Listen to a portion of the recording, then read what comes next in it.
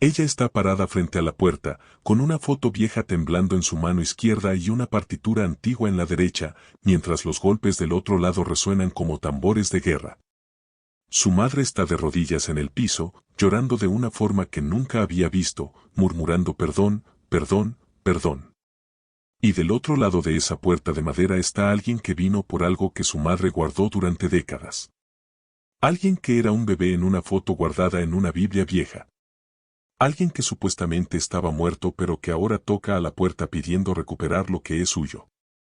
Mi madre siempre tuvo una forma cruel de hacerme sentir menos que nada. No usaba gritos.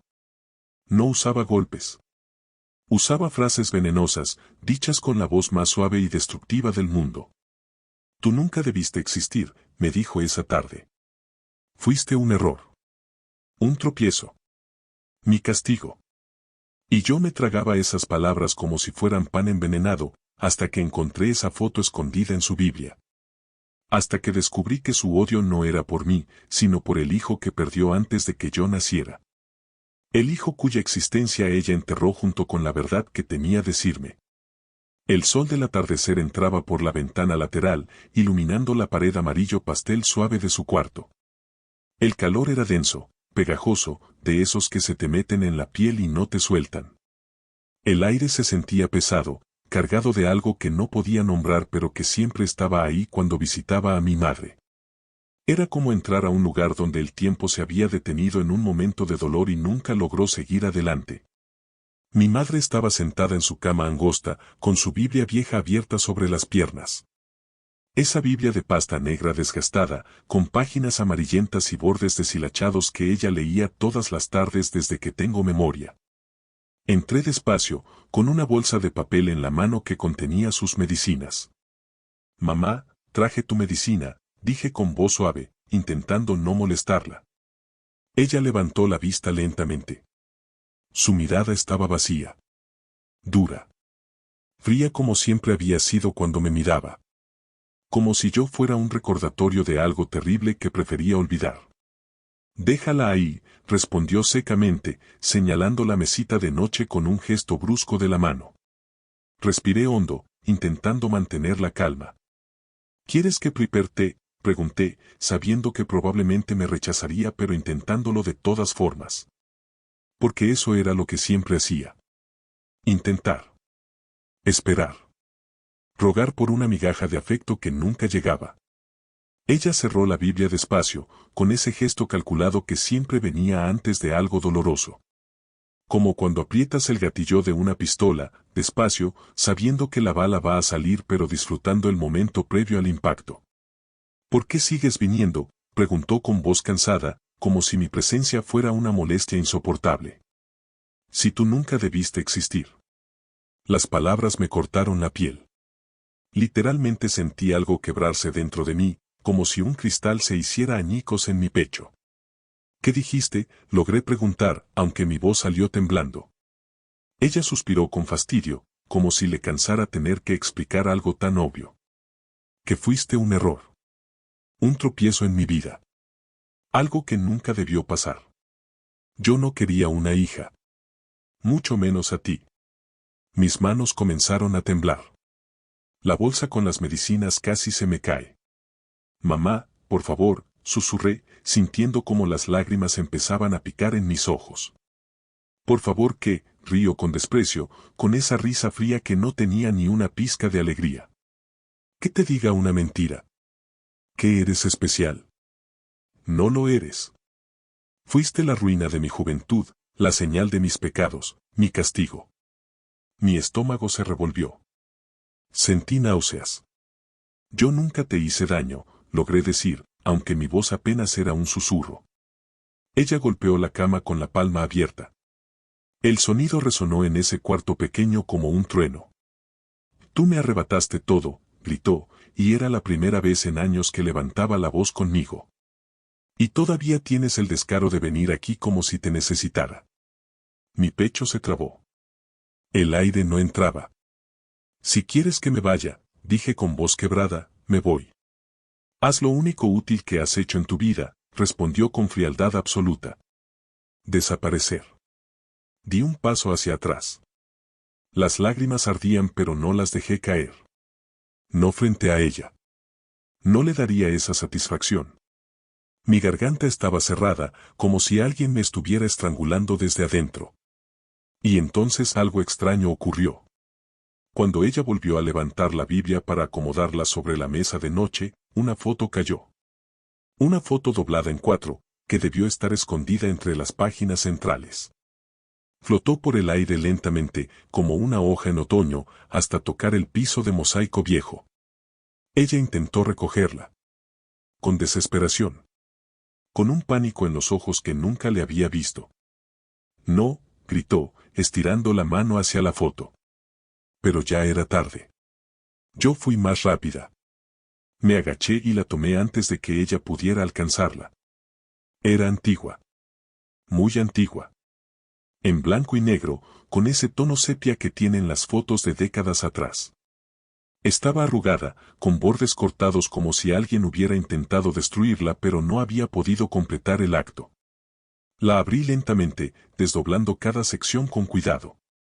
Y lo que vi me paralizó completamente. Mi madre. Más joven. Mucho más joven. Tal vez de 25 años. Con el cabello largo y suelto, no recogido en ese chongo apretado que siempre llevaba ahora. Estaba sonriendo. Sonriendo de verdad, con esa sonrisa amplia y luminosa que yo nunca había visto en su rostro.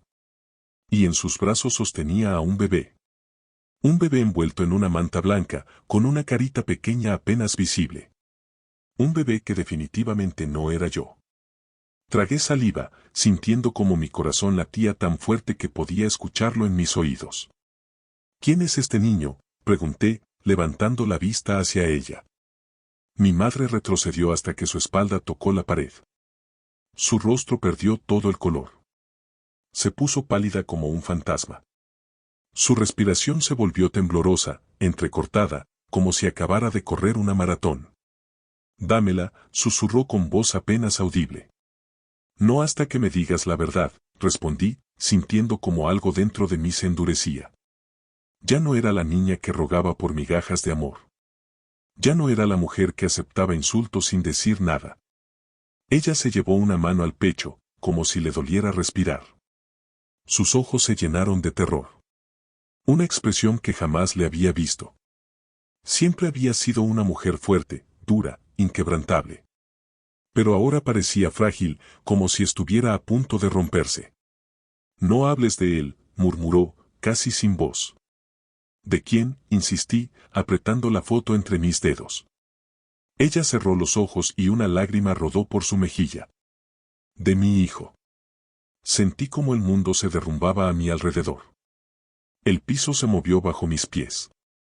¿Tienes otro hijo?, pregunté, aunque las palabras apenas salieron de mi boca. Ella abrió los ojos lentamente. Estaban húmedos, brillantes, llenos de un dolor tan profundo que casi podía tocarlo. Tuve, respondió con voz rota. Antes de ti. La luz dorada del atardecer iluminó su rostro en ese momento, como si el universo quisiera revelar décadas de dolor escondido. ¿Qué pasó con él?, pregunté, sintiendo como mi propia voz temblaba. Ella se sentó lentamente en la cama, como si cada movimiento le doliera físicamente. Lo perdí, dijo, y su voz se quebró completamente. Lo perdí por mi culpa. Me quedé inmóvil, con la foto todavía en mi mano, sin saber qué decir. Después de eso, continuó ella con voz apenas audible, cuando tú naciste, yo no podía mirarte sin recordar lo que hice. Sin ver lo que perdí.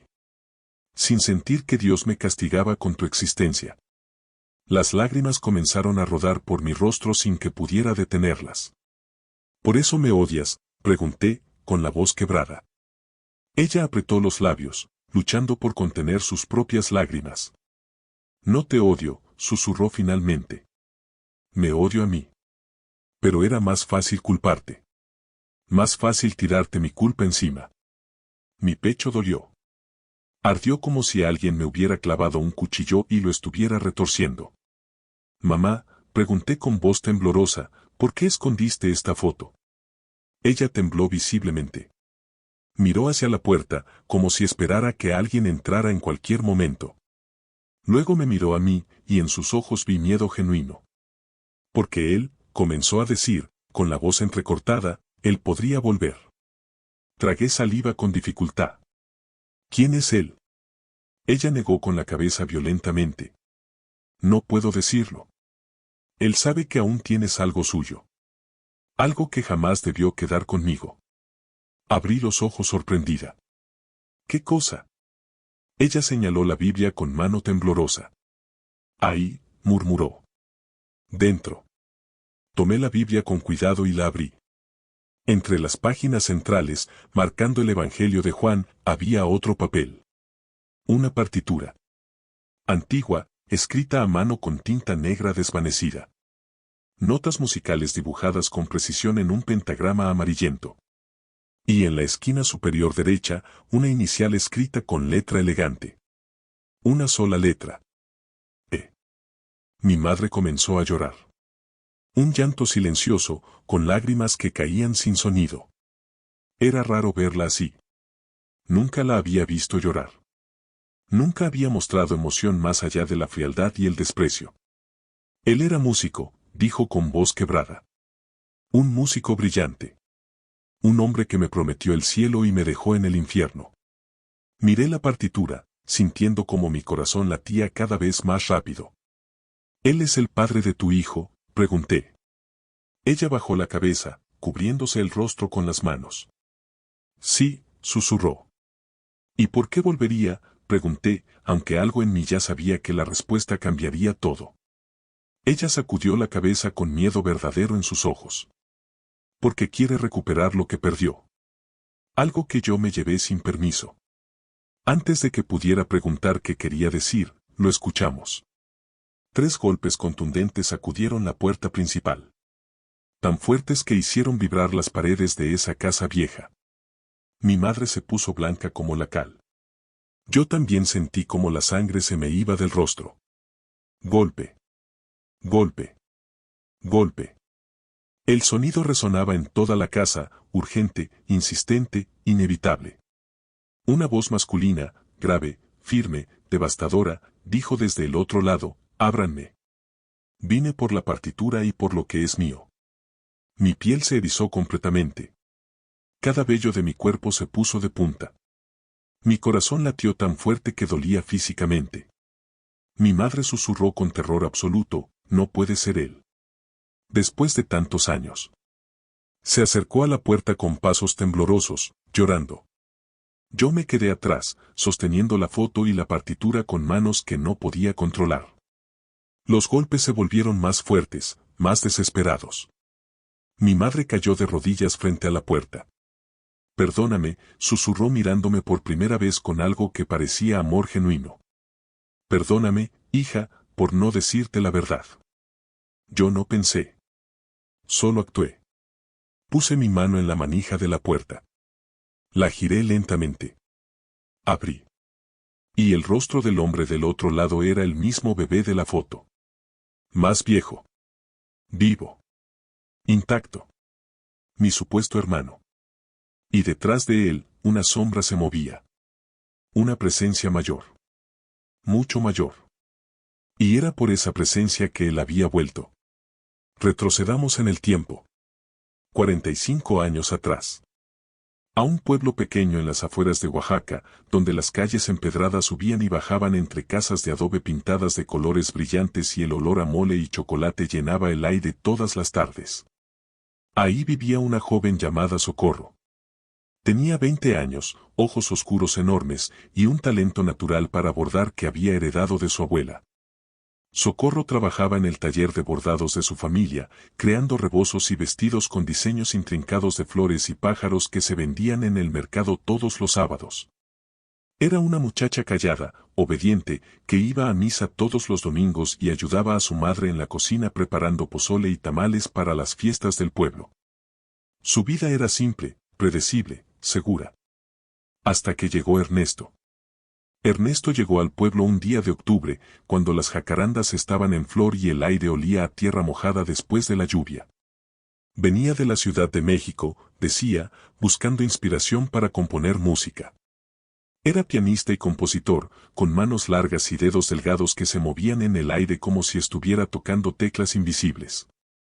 Tenía 32 años, cabello negro peinado hacia atrás, y ojos que parecían ver algo más allá de lo que estaba frente a él.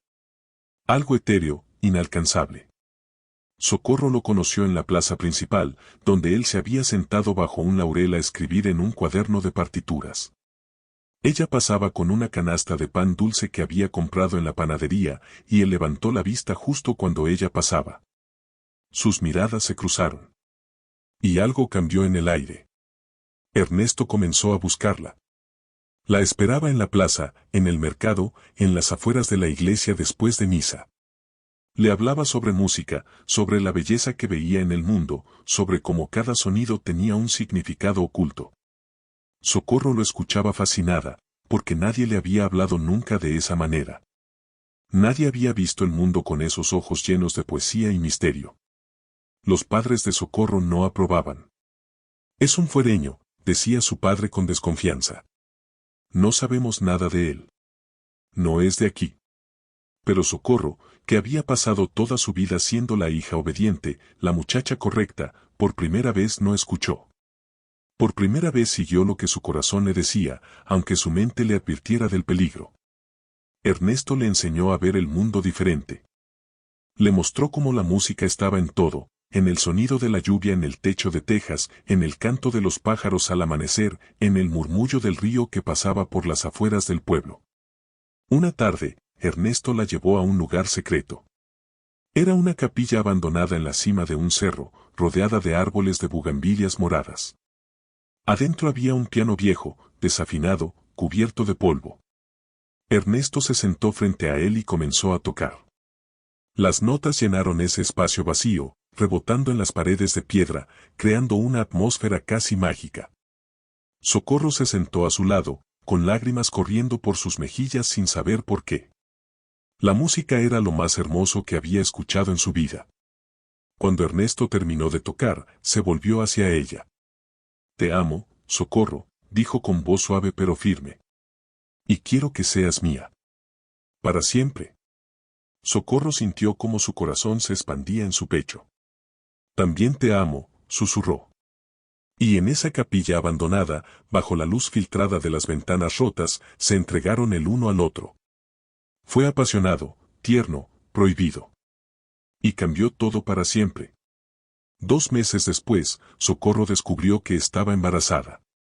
El miedo la paralizó. Sabía lo que eso significaba en un pueblo como el suyo.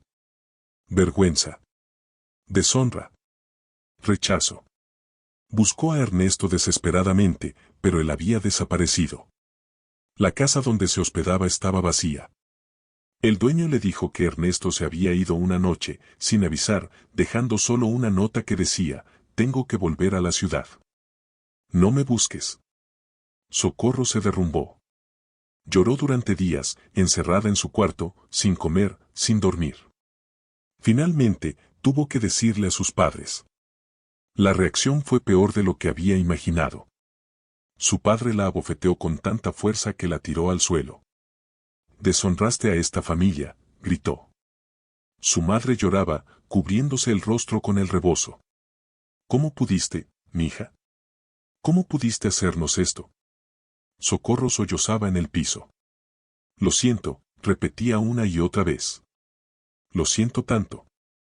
Su padre la levantó del brazo con brusquedad. Te vas a casar, ordenó. Con quien sea que acepte a una mujer deshonrada. Socorro sintió pánico. No quiero casarme con nadie más. Amo a Ernesto. Él ya no está, dijo su padre con dureza. Y aunque estuviera, ese hombre te usó y te abandonó. No te quiere. Socorro lloró toda la noche. Al día siguiente, su padre anunció que había encontrado a alguien que aceptaría casarse con ella. Se llamaba Facundo. Era un hombre del pueblo, viudo, 20 años mayor que Socorro, con 2 hijos de su matrimonio anterior. No era guapo ni amable, pero era respetable y estaba dispuesto a aceptarla a pesar de su situación. Socorro no tuvo opción. Se casó con Facundo una semana después, en una ceremonia pequeña y triste en la iglesia del pueblo. Los meses pasaron lentamente. Socorro engordaba con el embarazo, sintiéndose cada vez más atrapada en una vida que no quería. Facundo no era cruel, pero tampoco era cariñoso. La trataba como una obligación, no como una esposa. Por las noches, Socorro ponía sus manos sobre su vientre abultado y le hablaba al bebé. Te voy a amar, le susurraba. Voy a amarte más que a nada en este mundo. Porque tú eres parte de él. Parte del único hombre que he amado. El bebé nació en una noche de tormenta. Era un niño hermoso, con ojos grandes y una mata de cabello negro. Socorro lo llamó Emilio, en honor a Ernesto, usando una inicial similar para que siempre llevara un pedazo de su padre.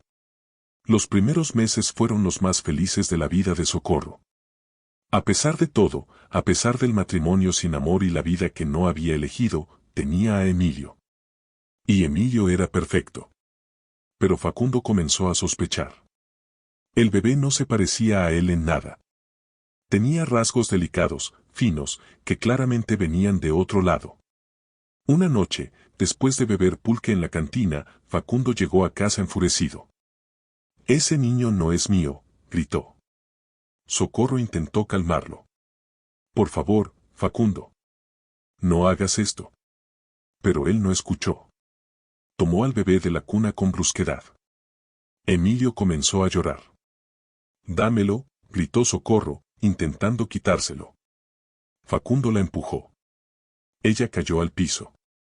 Y Facundo salió de la casa con el bebé en brazos, tambaleándose por el alcohol. Socorro se levantó corriendo, persiguiéndolo por las calles oscuras del pueblo. Facundo caminaba hacia el río, con pasos torpes y erráticos. Socorro gritaba, suplicaba, lloraba. Pero él no se detenía. Al llegar al río, Facundo se detuvo en la orilla. El agua corría rápida, crecida por las lluvias recientes. Miró al bebé. Luego miró a Socorro. «Este bastardo no va a deshonrar mi nombre», dijo con voz fría. Y antes de que Socorro pudiera alcanzarlo, Facundo soltó al bebé. Emilio cayó al agua oscura y fue arrastrado por la corriente. Socorro gritó. Un grito desgarrador que salió desde lo más profundo de su alma. Se lanzó al río sin pensarlo, intentando alcanzar a su hijo. Pero la corriente era demasiado fuerte. El agua estaba demasiado oscura. No pudo encontrarlo. Hombres del pueblo escucharon los gritos y vinieron corriendo. Sacaron a Socorro del río, medio ahogada, histérica. Buscaron al bebé durante horas. Durante días. Pero nunca lo encontraron. Oficialmente, se declaró como accidente. Facundo dijo que el bebé se había resbalado de sus brazos. Socorro intentó decir la verdad, pero nadie le creyó. Una mujer histérica, decían. Traumatizada por la pérdida. Facundo murió 6 meses después, de cirrosis. Y Socorro se quedó sola con su dolor y su culpa. Los años pasaron. Socorro nunca se recuperó de la pérdida de Emilio. Se encerraba en su cuarto durante días, sin hablar con nadie. Dejó de bordar.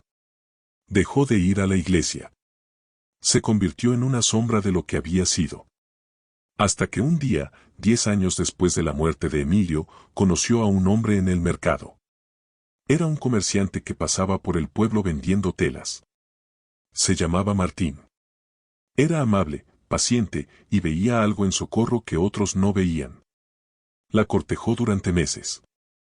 Socorro no sentía amor por él, pero sentía algo parecido a la paz. Y cuando Martín le propuso matrimonio, ella aceptó. Se mudaron a otro pueblo, lejos de Oaxaca, lejos de los recuerdos. Y Socorro intentó comenzar de nuevo. Pero el pasado nunca se queda enterrado. Un año después del matrimonio, Socorro descubrió que estaba embarazada de nuevo. El terror la paralizó. No podía tener otro hijo. No podía reemplazar a Emilio. No podía arriesgarse a amar de nuevo solo para perder otra vez. Pero Martín estaba feliz, y Socorro no tuvo el corazón de decirle la verdad. Cuando nació la bebé, una niña que llamaron Esperanza, Socorro no pudo mirarla. Cada vez que veía a esa bebé, veía a Emilio. Veía su fracaso como madre. Veía la culpa de no haber podido salvarlo. Y así comenzó el ciclo de rechazo que duraría toda la vida de Esperanza. Socorro nunca la golpeó. Nunca le gritó abiertamente. Pero la destruyó con palabras. Con frialdad. Con la ausencia absoluta de amor maternal. Tú nunca debiste existir, le decía. Eres un error. Mi castigo. Y Esperanza creció creyendo que era verdad. Que era culpable de algo que no podía nombrar. Martín murió cuando Esperanza tenía 15 años. Un accidente en la carretera. Y Socorro y Esperanza se quedaron solas. La relación se volvió aún más tensa. Socorro se aferraba a su Biblia, buscando perdón que no podía encontrar. Y dentro de esa Biblia guardaba la foto de Emilio, la única que tenía, y la partitura que Ernesto había dejado en la capilla abandonada. La partitura que Socorro había recuperado años después, cuando finalmente tuvo el valor de regresar a ese lugar. Era lo único que le quedaba del hombre que había amado y del hijo que había perdido. Los años continuaron. Esperanza creció, se fue del pueblo para estudiar, pero siempre regresaba a cuidar de su madre. Porque a pesar del rechazo, a pesar del dolor, seguía esperando que algún día Socorro la mirara con amor. Que algún día sería suficiente. Volvamos al presente. A ese momento en que Esperanza abre la puerta y encuentra a un hombre de unos 45 años parado frente a ella. Tiene los ojos de Socorro. La misma forma de la nariz. La misma curva de los labios. Es imposible no ver el parecido. Detrás de él hay un hombre mucho mayor, de unos 65 años, con cabello blanco y esas manos largas de pianista. Esperanza mira al hombre joven. ¿Quién eres?, pregunta con voz temblorosa. El hombre respira profundo. Me llamo Emilio, dice. Y creo que soy tu hermano. Socorro, que sigue de rodillas en el piso, suelta un sollozo ahogado. No puede ser, murmura. Tú moriste. Yo te vi caer al río. Emilio entra a la casa lentamente, como si temiera que todo fuera un sueño que se desvanecería. No morí, dice con voz suave pero firme. Un pescador me encontró río abajo. Estaba inconsciente pero vivo. Me llevó con él. Me crió como su hijo. Nunca supe quién era realmente hasta hace 6 meses. Socorro levanta la vista, con el rostro lleno de lágrimas. ¿Cómo me encontraste? Emilio mira al hombre mayor que está detrás de él. Él me encontró, dice. Esperanza mira al hombre mayor. ¿Usted quién es? El hombre da un paso adelante. Sus ojos están llenos de lágrimas. Soy Ernesto, dice con voz quebrada. El padre de Emilio. El mundo de Esperanza se tambalea. Socorro se cubre la boca con las manos. Ernesto continúa, cuando dejé el pueblo hace 45 años, no sabía que Socorro estaba embarazada. Tuve una emergencia familiar. Mi padre estaba muriendo. Tuve que regresar a la ciudad. Cuando volví 3 meses después, me dijeron que Socorro se había casado. Que estaba feliz. Que no quería verme. Pasé años sin saber. Sin entender. Hasta que hace un año, un investigador que contraté encontró registros. Encontró la historia de un bebé que había muerto en el río. Y algo no cuadraba. Ernesto mira a Socorro. Investigué más. Encontré al pescador que había salvado al bebé. Estaba viejo, muriendo, pero me contó todo.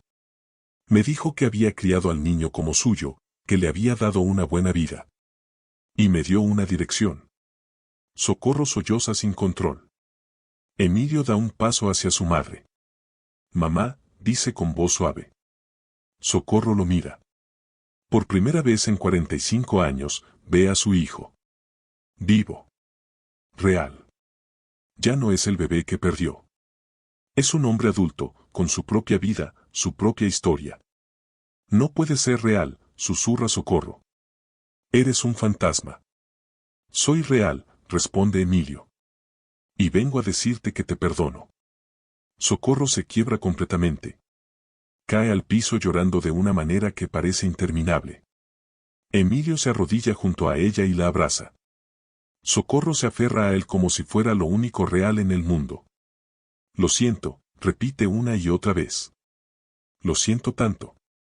Esperanza observa la escena con lágrimas corriendo por sus mejillas. Siente una mezcla de emociones que no puede procesar. Alivio porque su madre finalmente tiene respuestas. Dolor porque toda su vida fue definida por un fantasma. Rabia porque fue rechazada por algo que no fue su culpa. Pero también algo más. Algo que se parece al perdón. Ernesto se acerca a Esperanza. Lamento todo lo que pasaste, dice con voz suave. Lamento que mi ausencia causara tanto dolor. Esperanza lo mira. Usted no sabía, responde. Ninguno de ustedes sabía. Ernesto asiente. Pero ahora sabemos. Y ahora podemos sanar. Los siguientes días son un torbellino de emociones. Emilio cuenta su historia. Cómo creció en un pueblo pesquero, sin saber nada de sus orígenes. Como el pescador que lo crió lo amó como a un hijo propio. Como al morir el pescador, dejó una carta explicando todo. Como Emilio comenzó a buscar respuestas y finalmente encontró a Ernesto. Ernesto cuenta cómo nunca dejó de pensar en Socorro. Como se casó, tuvo una vida, pero siempre sintió que algo faltaba. Como cuando supo de Emilio, supo que tenía que encontrarlo. Que tenía que cerrar ese círculo. Socorro finalmente habla. Les cuenta sobre Facundo. Sobre aquella noche terrible. Sobre la culpa que cargó durante décadas. Sobre cómo ese dolor se transformó en rechazo hacia Esperanza. No fue tu culpa, le dice a Esperanza por primera vez mirándola a los ojos. Nunca fue tu culpa. Yo estaba rota. Y rompí. Y te hice creer que eras tú el problema cuando siempre fui yo. Esperanza llora. Toda su vida esperó escuchar esas palabras. Y ahora que las escucha, siente como algo se libera en su pecho. Mamá, dice con voz quebrada. También te perdono. Los meses siguientes son un proceso de sanación. Emilio y Esperanza comienzan a construir una relación de hermanos. Descubren que tienen mucho en común a pesar de haber crecido en mundos diferentes. Ambos aman la música. Ambos tienen ese mismo gesto de ladear la cabeza cuando están pensando. Ambos comparten esa melancolía heredada de Socorro. Ernesto se convierte en una presencia constante. Toca el piano para ellos, compartiendo la música que una vez compartió con Socorro. Y lentamente, muy lentamente, Socorro comienza a sanar. No es fácil. Hay días en que recae en el silencio. Días en que la culpa la ahoga. Pero ahora tiene a Emilio. Tiene a Esperanza. Tiene a Ernesto. Y tiene la oportunidad de ser la madre que nunca pudo ser. Una tarde, Socorro le pide a Esperanza que se siente con ella. Tienen que hablar. Esperanza se sienta con el corazón acelerado. Hija, comienza Socorro con voz temblorosa, sé que nada de lo que diga puede borrar el daño que te hice. Sé que pasaste toda tu vida sintiendo que no eras amada. Que no eras suficiente. Pero quiero que sepas algo. Tú siempre fuiste suficiente. El problema nunca fuiste tú. Fui yo. Y lamento profundamente haberte hecho sentir así. Esperanza siente como las lágrimas llenan sus ojos. ¿Por qué ahora, mamá? ¿Por qué me dices esto ahora? Porque casi pierdo la oportunidad, responde Socorro. Porque estuve tan consumida por el pasado que casi destruyo el presente. Y no quiero morir sin que sepas que te amo. Que siempre te amé. Solo que no sabía cómo mostrártelo. Esperanza se acerca y abraza a su madre. Es la primera vez en décadas que se abrazan de verdad. Y ambas lloran, liberando años de dolor acumulado. Gracias, mamá, susurra Esperanza. Gracias por finalmente decirme la verdad. Un año después, la vida ha encontrado un nuevo equilibrio. Emilio se mudó cerca del pueblo, abriendo una escuela de música. Enseña piano a los niños del lugar, compartiendo el don que heredó de su padre. Ernesto divide su tiempo entre la ciudad y el pueblo, componiendo música y finalmente encontrando la paz que buscó durante décadas. Socorro, aunque envejecida y frágil, pasa sus días rodeada de sus dos hijos. Borda de nuevo, creando rebozos hermosos que regala a las mujeres del pueblo. Y Esperanza, que durante tanto tiempo se sintió como un error, finalmente entiende que su existencia tiene propósito. Que fue la clave para que la verdad saliera a la luz. Que su vida importa. Una tarde, mientras toda la familia está reunida en la casa, Ernesto toca el piano. Es la pieza que escribió en aquella capilla abandonada hace décadas. La partitura que Socorro guardó en su Biblia durante años. Las notas llenan la casa, hermosas y melancólicas. Socorro escucha con los ojos cerrados, con lágrimas rodando por sus mejillas. Esperanza está sentada junto a ella, sosteniendo su mano. Emilio está del otro lado, con su brazo alrededor de los hombros de su madre. Y mientras la música fluye, Socorro siente algo que no había sentido en décadas: paz. Cuando Ernesto termina de tocar, Socorro habla. Gracias, dice con voz suave. Gracias por no rendirse. Por buscar la verdad. Por darme una segunda oportunidad. Ernesto se acerca y toma su mano. Todos merecemos segundas oportunidades, dice. Y algunas historias están destinadas a tener un final feliz, aunque tomen décadas en llegar. Los años continúan. Socorro envejece con gracia, rodeada del amor que pensó que había perdido para siempre. En sus últimos días, cuando está en cama con sus dos hijos a su lado, les dice: hijos, mi vida estuvo llena de errores. Pero ustedes dos son lo único que hice bien. Los amo. Más de lo que las palabras pueden expresar. Esperanza aprieta su mano. También te amamos, mamá. Socorro sonríe. Es una sonrisa genuina, llena de paz. Y cierra los ojos por última vez, sabiendo que finalmente encontró redención. En su funeral, Esperanza habla frente a todos. Mi madre no fue perfecta, dice. Cometió errores. Nos hirió de maneras que tomaron años sanar. Pero al final, encontró el valor de enfrentar su pasado. De pedir perdón. De amar. Y eso es lo que voy a recordar. No el dolor, sino el perdón. No el rechazo, sino el amor que finalmente pudo dar. Emilio añade: la vida de nuestra madre fue una historia de pérdida y redención. Ella perdió a un hijo y pasó décadas pagando por eso. Pero al final, recuperó lo que creía perdido. Y nos enseñó que nunca es tarde para sanar. Que nunca es tarde para amar. Ahora, años después, Esperanza camina por el pueblo con una paz que nunca pensó que tendría. Visita la tumba de su madre regularmente, llevando flores frescas y hablándole como si pudiera escucharla. Gracias, mamá, susurra. Por finalmente dejarme entrar. Por enseñarme que el amor puede sanar incluso las heridas más profundas. Emilio sigue enseñando música, llenando el pueblo con las melodías que su padre compuso. Ernesto, aunque mayor, sigue componiendo, creando piezas hermosas que cuentan la historia de un amor que nunca murió.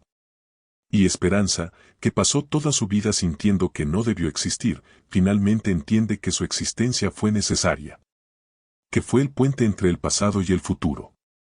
Que su vida tuvo significado todo el tiempo. Solo tomó años descubrirlo.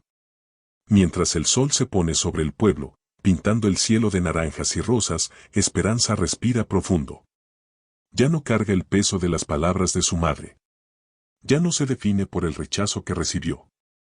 Se define por el amor que finalmente encontró, por la familia que se recompuso, por la paz que alcanzó después de tanto dolor. Mira hacia el cielo y susurra: gracias por enseñarme que incluso las historias más rotas pueden tener un final hermoso. Que el perdón es posible. Que el amor siempre encuentra su camino a casa. Y en el silencio que sigue, siente una presencia cálida, como una brisa suave que la envuelve. Y sabe que Socorro la escucha. Que siempre la escuchará. Porque el amor de una madre, incluso cuando está roto, incluso cuando está escondido detrás de años de dolor, siempre encuentra la manera de manifestarse. Y cuando finalmente lo hace, tiene el poder de sanar todo lo que alguna vez estuvo roto. La foto en la Biblia, la partitura guardada, los secretos enterrados, todo tenía un propósito. Todo era parte de una historia más grande de pérdida, búsqueda y finalmente, reencuentro. Y Esperanza, que una vez fue llamada un error, ahora sabe que fue parte esencial de esa historia.